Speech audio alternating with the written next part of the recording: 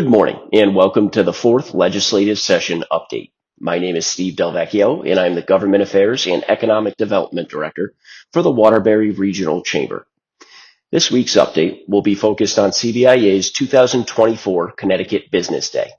A wide variety of the state's policy objectives, along with a few specific bills, were discussed at length by both a panel of the state's caucus leaders and Governor Lamont himself.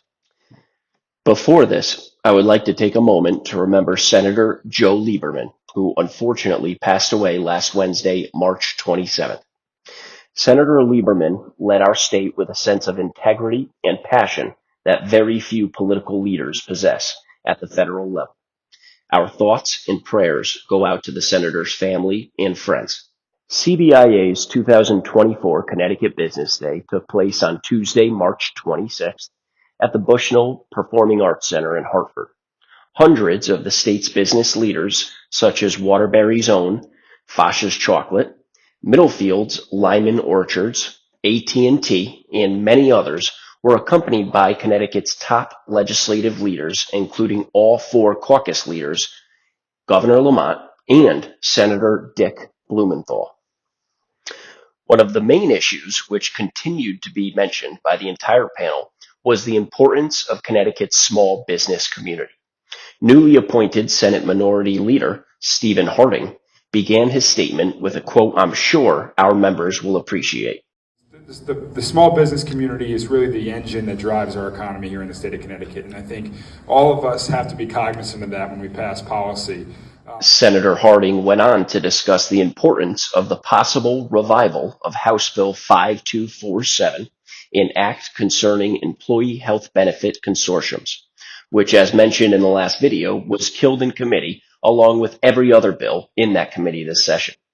Both Republicans and some Democrats held a press conference before the event outside of the Bushnell, encouraging more state legislators to find a solution concerning the over 40 bills which were terminated.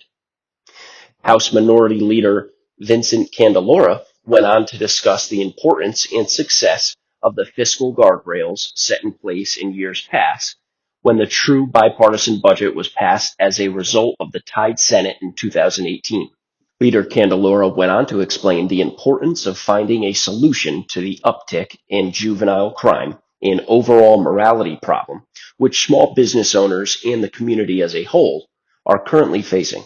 But we're sort of headed into a moral crisis. And what I mean by that is what we see right now with our youth and the disconnected youth that we have, the school absenteeism, the crime that we're seeing on our streets, that's going to become a generational problem for us.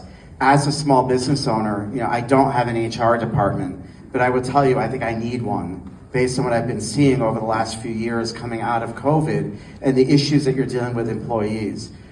We are seeing increased use of drugs, I think in part with the legalization of cannabis, that is impacting everyday life. Senator Duff briefly discussed the growing interest in the state's application and research of AI, referring to the Senate Bill 2, an act concerning artificial intelligence. While brief, the senator had this to say to the residents of our state. Really talk about how do we actually deal with AI. It's here, so it's not something we can't put the genie back in the bottle. My initial thing to say to folks is just don't freak out over AI. It's not going to end the world. It's Too late for that. It's going to be fine. But we did a bill last year that really looked internally at government to make sure that any kind of AI that's being used is being used in a way that's equitable, that deals with equality, that ensures that there are, for lack of a better term, guardrails on AI internally in government. This year we're looking at deep fakes. We're also looking at how AI is used in the healthcare field and really workforce training.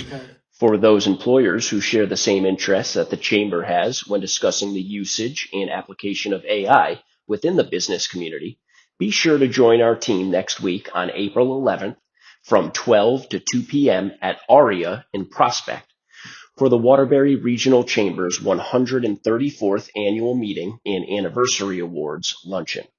Our keynote speaker, Ruan Marino of Develomark, will be giving a presentation on AI applications for business growth. If you are interested in attending, please call the Chamber's main line at 203-757-0701 for more information. That concludes this week's update. Thank you again for tuning in.